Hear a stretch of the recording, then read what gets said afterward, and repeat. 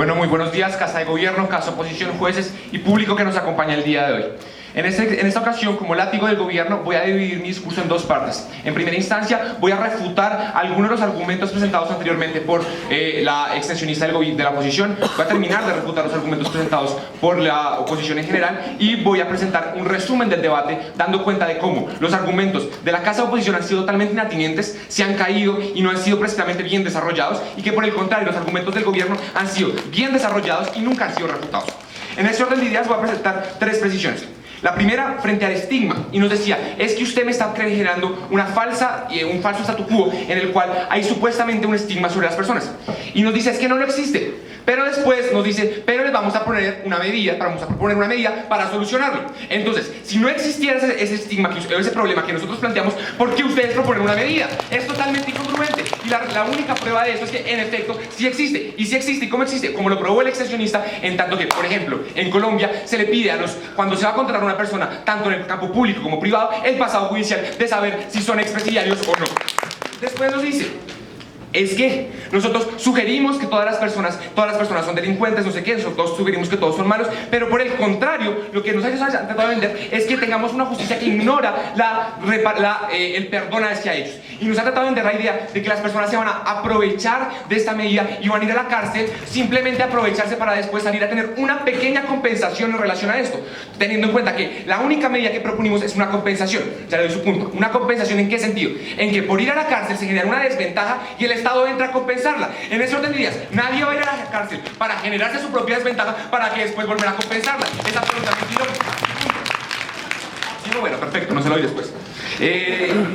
Ahí quiero recalcar algo maravilloso. La oradora se le hicieron 2 puntos de información y a todos respondió, no creo. Y nos acusa de ser falaces. Entonces yo les pido que por favor argumenten, porque en todo el debate no han sido capaces de argumentar al respecto. Perfecto, y procedo a dar el resumen del debate. En primera instancia nos presentaron un mensaje de trabajo gratis que acabo de refutar y es sencillo. Nadie va a ir a la cárcel va a delinquir primero, va a generarle un daño a su familia, va a generarle un daño a sí mismo para después salir a tener una pequeña ventaja sobre el resto. Eso es absolutamente una exageración, una ridiculización de lo que pretendemos presentar. Nos habla que no pensamos en las víctimas, pero por el contrario, pensamos tanto en una justicia competitiva y una justicia completa, como bien extendió el orador del extensionista del gobierno, que buscamos ese perdón de las víctimas. Y el perdón de las víctimas solo se obtiene precisamente igualándolos y dando oportunidades, no rechazándolos, no diciéndoles que no son competentes, no ignorándolos en absoluto. Nada, su punto. Sí, solamente para que me clarifique. ¿Está el gobierno a favor de que una persona con un 5 pase delante de otra con un 9, que es la raíz de este debate sobre la discriminación positiva? Usted está realizando también otra exageración, porque lo que dijo es, teniendo en cuenta las pruebas que ya se hacen, los requisitos que ya se tienen, se les da una simple ventaja, no de un 5 a un 9 como usted lo presenta. Diferente será que me hubiera dicho de un 8.9 a un 9, o de un 8.95 a un 9, o de un 95 a un 96, por favor. Después nos dijeron, es que la medida es injusta, porque premia a las personas, porque les dice a las personas, ven a la cárcel, delinque y después te vamos a dar un empleo gratis. Primero, la medida nunca está garantizando empleos gratis, ni empleos fáciles, ni empleos, o sea, no le está diciendo, vengan, que van a tener empleo seguro, sino que per se está reconociendo que ya hay unos procesos, no gracias, unos procesos de admisión y que solamente se van a poner una aligeración en las cargas de ese proceso. Nunca se va a ignorar el proceso, por tanto no hay ese empleo gratis y por tanto no es una medida injusta como lo presentan. En cuarto lugar, nos dicen, bueno, es que repercute en el tejido social porque las personas no estamos haciendo una falsa disyuntiva entre buenos y malos. Precisamente lo que nosotros queremos eliminar es esa disyuntiva, y es decir, que las personas que fueron a la cárcel no necesariamente son los malos del paseo y ya cumplieron con su condena. Por el contrario, los queremos rehabilitar y perdonar y permitirles volver a la sociedad civil. Su punto. Sí, es que tal y como ha definido toda su bancada, se trata de cuotas, y si en esa cuota solamente se presenta una persona, puede tener un 5 y pasar por delante del resto con un 9. Por el contrario, esa definición de cuotas la dio usted, no la dio la bancada de gobierno. Y en quinto lugar, nos hablan de incentivos perversos y nos pone un ejemplo maravilloso de los alacranes.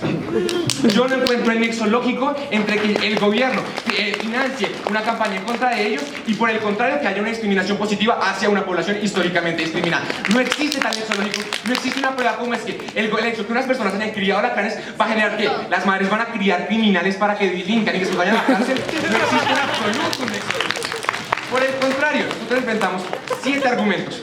El primero, sobre la responsabilidad del Estado en tanto a que él mismo falló a la hora de educar a las personas y que posteriormente limpiaron, el cual no fue refutado. El segundo, que busca compensar la diferencia entre las personas que fueron a la cárcel y no tienen las mismas condiciones que las que sí fueron, y ya lo reforcé, ya lo complementé, y la única refutación que hicieron fue decir, es que es injusto hacer eso. Y nosotros dijimos, no es injusto, porque es que hay unas condiciones diferentes y la justicia precisamente ataca eso, la diferencia entre las personas, y a equipararla.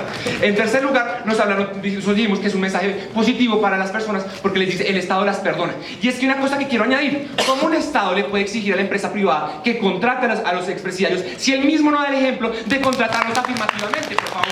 En cuarto lugar, entrando a la extensión que hicimos, hablamos del concepto de justicia. Y en esto dijimos, es que la justicia contemporánea se entiende como la verdad, la reparación y la no rehabilitación.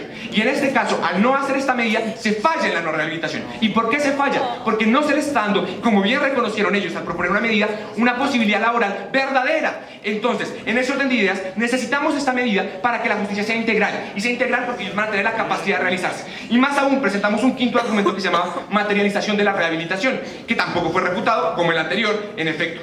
Y que decíamos, que es que las personas, y el fin de ir a la cárcel es principalmente, son varios, pero uno de ellos es rehabilitar a las personas que van, es decir, permitirles volver a ser capaces de interactuar socialmente. Y por el contrario, lo que ellos sugieren es que salgan de la cárcel, que como no lo contrata el privado ya, porque ya aceptaron proponiendo una medida para contrarrestarlo, y no lo contrata el público, dejémoslos a su deriva. Nosotros dijimos, no, el Estado tiene una responsabilidad con ellos, y para impedir esa reincidencia, lo que tiene que hacer es proporcionarles ventajas en la adquisición de empleos públicos.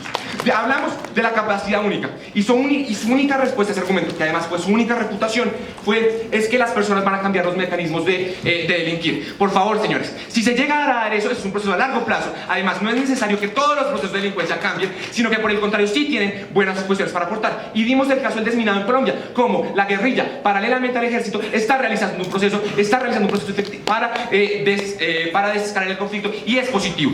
Y en séptimo lugar, hablamos de un círculo social, que tampoco fue refutado. ¿Y qué dijimos? Dijimos, es que las personas que están en la cárcel, su único círculo social, ¿qué son? Pues las personas de la cárcel, que es lo que nosotros queremos hacer, que conozcan nuevas personas dentro del Estado, que conozcan nuevas amistades y que por ende puedan progresar. En ese orden de ideas, su argumentación ha sido totalmente muy corta, no ha sido profunda, ha sido refutada, mientras que nuestra argumentación no ha sido refutada, ha sido atinente al debate. La Cámara de Baja le dio un giro al debate y por eso ganamos.